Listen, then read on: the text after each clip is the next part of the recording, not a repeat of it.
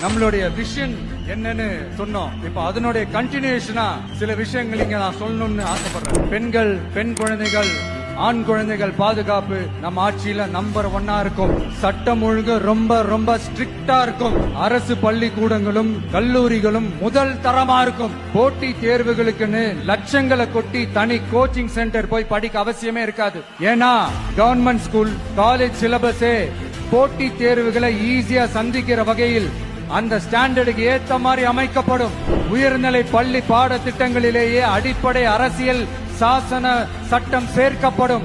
மாநில மற்றும் ஒன்றிய அரசு அலுவலகங்கள், வங்கிகளின் செயல்பாடுகள் மற்றும் அவற்றை அணுகும் முறை குறித்து மாணவர்களுக்கு தெளிவான புரிதலை ஏற்படுத்தும் வகையில் தேர்வுகள் அற்ற செயல்முறை பாடமாக கற்பிக்கப்படும்.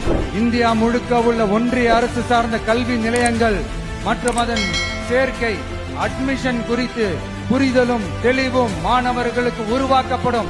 அனைத்து அரசு பள்ளிகளிலும் பெண் குழந்தைகளுக்கு சுத்தமான, சுகாதாரமான மற்றும் தரமான கதவுகள் பொருத்தப்பட்ட ரெஸ்ட் ரூம்கள் அமைப்பது உறுதி செய்யப்படும். போதைப் பொருட்கள் இல்லாத தமிழகம் உருவாக்கப்படும். மாவட்ட கலெக்டர்கள் மற்றும் எஸ்பிகளில் சரி பாதி பெண்களாக இருக்கும்படி செய்வோம். மலை கிராமங்களில் அரசு ஆரம்ப சுகாதார நிலையங்கள் பிரசவம் பார்க்கும் வசதியுடன் அமைக்கப்படும். பஸ் போக்குவரத்து இல்லாத கிராமங்கள் மற்றும் மலை கிராமங்களே இல்லை என்ற நிலை உருவாக்கப்படும்.